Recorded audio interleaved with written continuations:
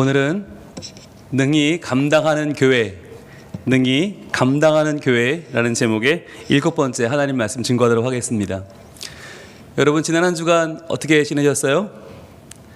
아마 닥쳐오는 시험을 여러분 잘 맞이하시고 여러분의 믿음의 수준대로 잘 이겨내셨지요? 네, 여러분 시험이 그냥 찾아오는 게 아니라고 했어요. 바로 믿음의 수준에 따라서 온다라고 했었죠. 지난주 말씀 한번 볼까요? 띄워주시죠. 능히 감당하는 교회의 6번째 시간이었는데요. 우리에게 주신 말씀을 같이 한번 읽어보겠습니다. 시작. 사람이 감당할 시험 밖에는 너희가 당한 것이 없나니 오직 하나님은 미쁘사 너희가 감당하지 못할 시험 당함을 허락하지 아니하시고 시험 당할 즈음에 또한 피할 길을 내사 너희로 능히 감당하게 하시느니라. 아멘. 고린도전서 10장 13절 말씀, 이 가운데서도 바로 처음에 나오는 저 사람이 감당할 시험 밖에는 너희가 당한 것이 없다. 이 말이 어떤 의미라고 했어요? 우리가 모든 시험을 지금까지 잘 이겨냈다는 거였죠. 그렇다면 똑같은 시험이었나? 아니라는 거예요. 각자 다 달랐어요. 사람마다 감당할 시험의 분량이 다 달랐다. 그러면 그것은 무엇에 따라서 그랬어요? 바로 믿음에 따라 다르다고 그랬어요. 믿음에도 수준 차이가 있다. 그래서 우리가 믿음의 수준 차가 어떻게 있나 생각할 때 우리가 학교는 그냥 대학이라고 하지 않고 어느 대학 갔다고 강조하죠. 직장도 아무 직장이라고 하지 않아요. 어느 직장 갔다고 강조해요. 왜요? 수준이 다르기 때문이에요. 신앙도 마찬가지죠. 신앙에 있어서 우리는 그냥 교회만 나와주면 그래도 아이고 교회는 나오잖아, 신앙은 있잖아 라고 표현하는 거죠. 그러니까 신앙에도 이 수준이 있는 것을 우리는 잘 모르고 그냥 교회에 나오는 사람 그러면 다 되지 않나? 라고 생각하는 거예요. 여러분, 우리가 빌리 선데이라고 하는 전도자의 말을 한번 봤었는데, 교회에 온다고 저절로 그리스도인이 되는 건 아니다. 마치 차고로 간다고 해서 저절로 자동차가 되지 않는 것처럼 그냥 습관적으로 나오는 것만으로는 안 된다고 했죠. 거기서 변화되어야 되고 새로워져야 되고 하나님의 능히 이 일꾼을 되려면, 감당해내려면 우리가 성장해야 되는 거예요. 그래서 우리는 불신자도 아니지만 100%또 신자도 아니다. 어느 정도는 세상의 모습들을 가지고 있는 모습이 있다고 그랬죠. 그래서 마치 아수라 백작처럼 절반씩 가지고 있는 경우가 있는데, 이럴 때 우리는 자기를 포장하려고 말을 바꾼다고 그랬어요. 그냥 싫어 하면 될 거 가지고 마치 기도해 보겠습니다 라고 하면서 신앙에 있는 것처럼 말하기도 하고, 안 해 그럼 되는데 그것을 마음에 감동이 없네요, 제가 전도에 달란트가 없어서, 이런 식으로 말하기도 하고, 나 저거 진짜 싫을 거 정말 안 할 거야 라고 하는 말을 우리는 시험에 들었다라고 표현한다고 그랬죠.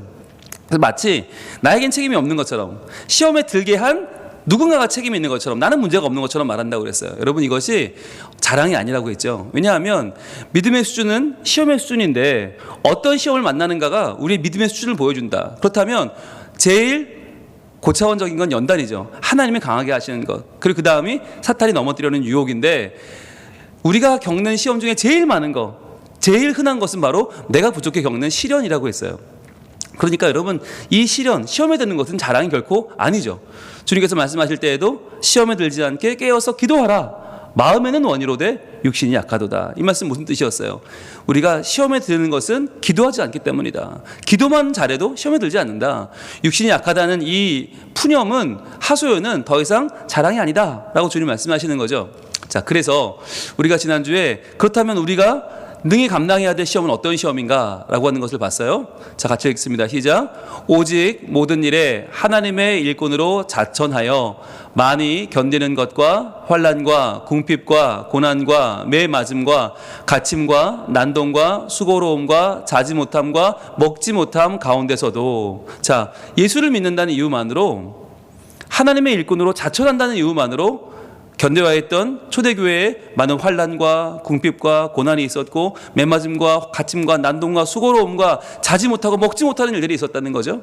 그런데 이 일을 어떻게 이겨냈어요? 자, 깨끗함과, 시작. 깨끗함과 지식과 오래 참음과 자비함과 성령의 감화와 거짓이 없는 사랑과 진리의 말씀과 하나님의 능력으로 의의 무기를 좌우에 가지고, 그랬어요. 자, 우리가 하나님의 능력으로 가져야 되는 좌우에 가질 의의 무기 두 가지가 뭐라고 그랬습니까? 바로 거짓이 없는 사랑과 진리의 말씀이라고 했어요.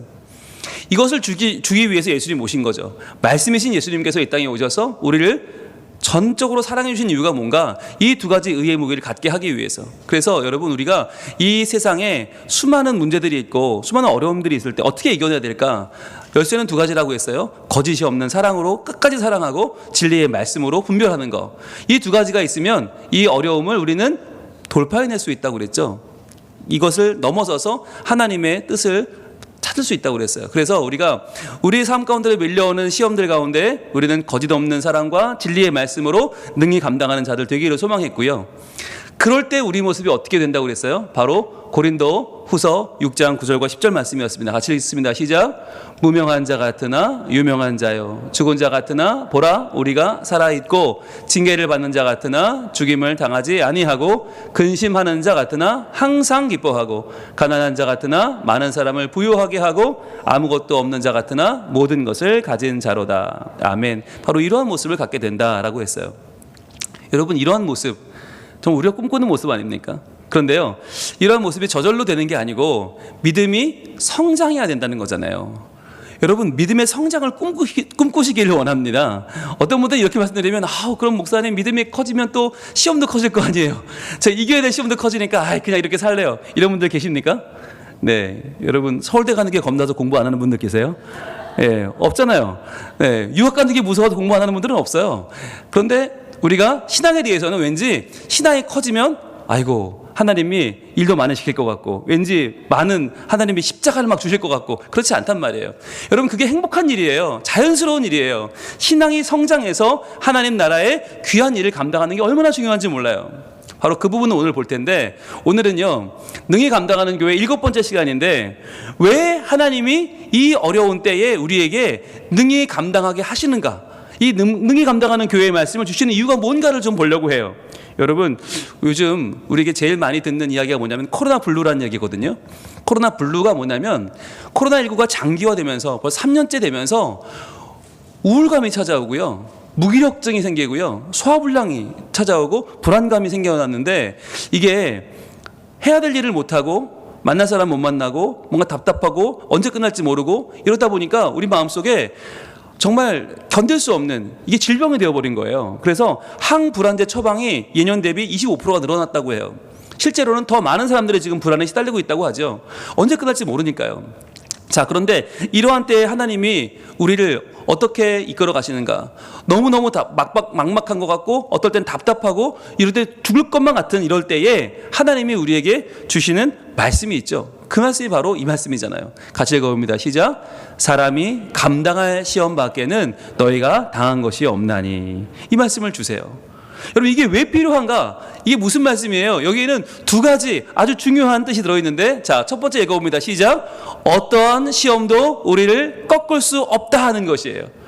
지금까지 우리는 감당할 시험만 당했다. 이 말은 뭐냐면 어떠한 시험도 우리를 꺾을 수 없다. 우리는 다 이겨왔다는 거죠. 자, 그래서 두 번째 같이 읽습니다. 시작. 우리는 이 시험도 이겨낼 것이다. 아멘. 그래요. 지금까지 우리는 시험 때문에 죽을 것 같았고, 시험 때문에 힘들어서 이대로 끝나는 것 같았지만, 아니요, 다 감당해 왔어요. 이 말은 곧 우리는 지금 당하고 있는 시험도 반드시 이겨낼 것이라는 걸 지금 의미하는 거죠. 자, 그런데 여러분, 이것을 그냥 우리끼리만 마음에만 담고 그렇다더라 하고 지나갈 거냐? 아니라는 거예요. 지금 이 위기의 때에 이 말씀 주시는 이유는 뭐냐? 우리에게 전하라는 거예요. 알리라는 거예요. 여러분, 어떤 시험도 우리를 꺾을 수 없습니다 라고 외치고, 우리는 이 시험도 이겨낼 것입니다 라고 외치라는 거예요. 그래서 여러분, 이 시대를 살리는 사명이 우리에게 있어요. 그것을 우리 분명히 기억하시길 바랍니다. 여러분, 우리가 이러한 때에 서로 격려하는 게 얼마나 중요한지 몰라요. 요즘 사회를 보세요. 이 대선 전국에 서로 깎아내리기 바빠요. 무슨 문제가 터지고 서로 그러면서 결국 뭐예요? 찍을 사람이 없대요. 지지할 사람이 없대요. 그러면서 점점 이 선거가 누구를 찍는 선거가 아니라 누구를 안 찍어야 되는 선거가 되고 있어요. 여러분, 이럴 때면서 사회가 점점 지금 주저앉고 있는 것 같아요. 마치 사람을 세우는 게 아니라 너도 끌어내리고 다 끌어내려서 이제는 다 주저앉는 시대. 여러분, 이러한 때에 교회가 해야 될 일이 뭐냐? 바로 격려하는 일입니다. 격려하고 세우는 일입니다. 여러분, 우리가 문제덩어리가 아니에요. 우리가 저 사람이 뭘 잘못했나 이걸 찾아내는 게 아니고, 다시 일어날 수 있는 힘이 어디 있는가, 우리가 어떤 사람인가, 우리가 어떤 사랑을 받았는가를 찾아서 격려하는 게 너무너무 중요한 거예요. 그래서 위로하는 자, 서로 손을 잡아주는 자, 우리가 서로를 하나님의 나라 갈 때까지 붙잡아주는 게 필요한 거예요. 여러분, 그래서 오늘날 교회의 역할은 바로 위로입니다. 여러분, 성경에는 많은 이야기가 등장하는데 전환점들이 나와요. 전환점. 근데 전환점 전에는 항상 위기가 있었어요. 고린도후서 7장 5절에 보면 우리가 마게도냐에 이르렀을 때에도 우리 육체가 편하지 못하였다라는 말씀이 나와요. 마게도냐에 이제 새로운 선교가 시작되는데 너무너무 방해가 심하고 너무너무 이 사태가 너무 좋지 않으니까 편할 날이 없는 거예요. 게다가 사방으로는 환난을 당하고요, 밖으로는 다툼이요 안으로는 두려움이었노라. 하나님이 보내서 선교하러 갔는데 가는 데마다 먹지 못하고 자지 못하고 얻어맞고 고소당하고 매맞고 너무 힘들었어요. 자, 그런데 이때 무슨 일이 벌어졌는가? 6절에 이렇게 말씀합니다. 그러나 낙심한 자들을 위로하시는 하나님이, 자, 뭘 하셨을까요? 위로하시는 하나님 뭘 하셨어요? 바로 디도가 오므로 우리를 위로하셨으니, 바로 한 사람을 보내셨어요. 여러분, 이게 성경의 모든 전환점이에요. 전환점엔 뭐가 있느냐? 어려움이 있고 낙심이 있고 아픔이 있지만 그것을 뛰어넘는 한 사람이 있어요. 그 한 사람이 오면 위로되는 거예요. 한 사람이 모든 현상을 바꿔버려요. 여러분, 낙심한 자들을 위로하시는 하나님의 그 평강을 전하는 디도, 그 디도 한 사람이 오므로 우리가 위로를 얻었다는 거예요.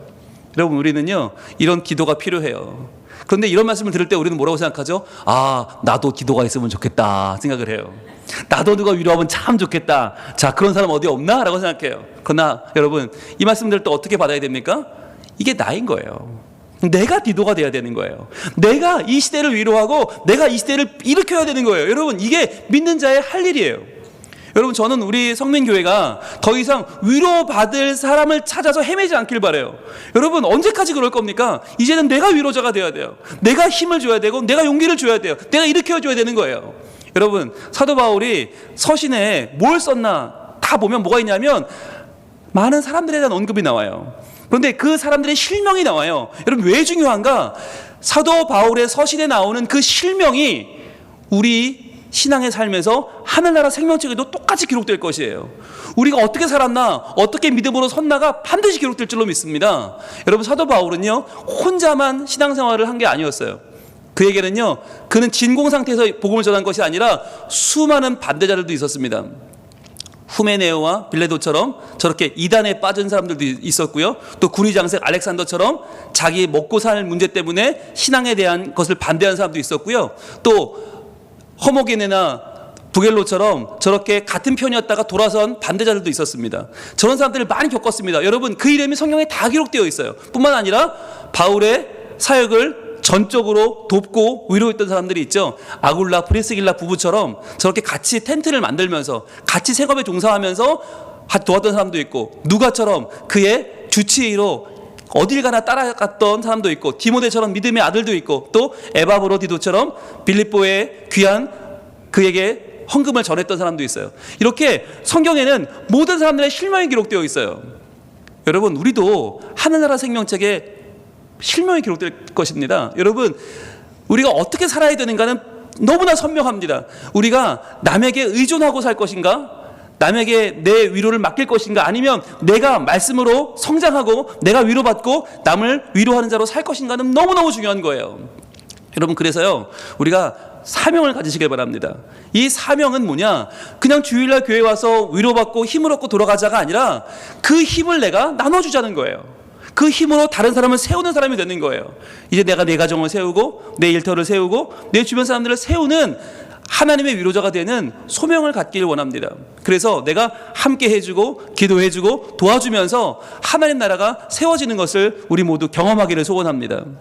자, 그런데 중요한 거, 그렇다면 어떤 말로 위로할 것이냐 하는 게 중요하죠. 무슨 내용으로 위로받고 위로할 것이냐, 그것이 바로 우리가 지난주에 나눴던 고린도후서 6장 9절 말씀인데요. 같이 읽어봅니다. 시작. 무명한 자 같으나 유명한 자요, 죽은 자 같으나 보라 우리가 살아있고 징계를 받는 자 같으나 죽임을 당하지 아니하고, 이 말씀이에요.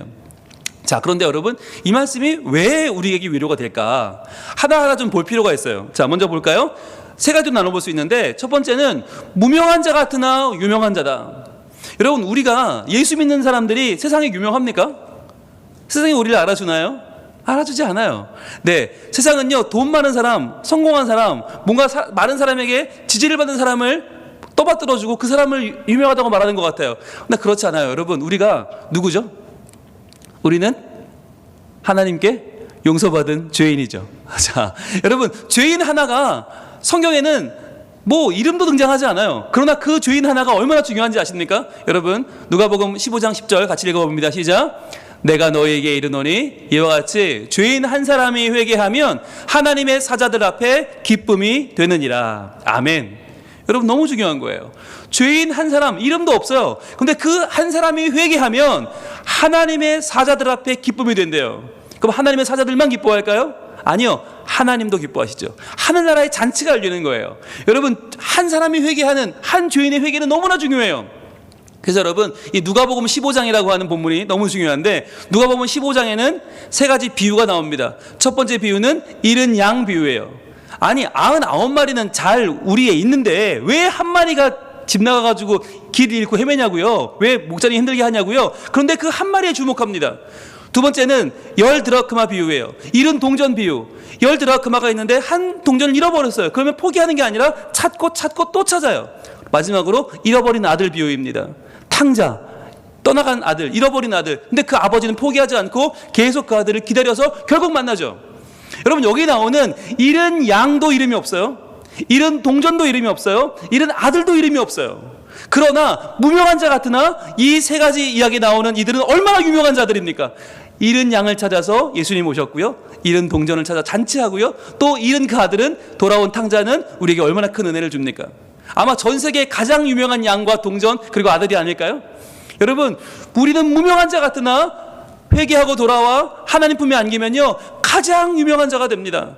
하늘나라가 우리 때문에 잔치를 엽니다. 여러분, 여기에 대한 자신감을 가지시길 바랍니다. 여러분, 우리는요, 절대로 무명한 자가 아니에요. 유명한 자예요. 자, 그리고 두 번째, 죽은 자 같으나 보라, 우리가 살아있고. 왜 죽은 자 같다고 그럴까요? 왜 예수 믿으면 죽은 자가 됩니까? 예수님 십자가에 죽으셨으니까. 나도 십자가에 내 죄를 못 박았으니까. 여러분, 사람들은 우리한테 그래요. 야, 나는 날마다 죽노라 하라며, 매일매일 죽는다며, 야, 그럼 너희 죽은 자 아니야? 라고 사람들이 쉽게 말해요. 사도 바울에게도 저거 죽은 자랑 똑같다, 죽은 거나 다름없다라고 말했어요. 그런데 보라, 우리가 살아있고. 이게 무슨 말일까요? 여러분, 로마서 6장 6절을 같이 읽어봅니다. 시작. 우리가 알거니와 우리의 옛사람이 예수와 함께 십자가에 못 박힌 것은 죄의 몸이 죽어 다시는 우리가 죄에게 종노릇 하지 아니하려 함이니. 아멘. 그래요, 십자가에 못 박힌 건 맞아요.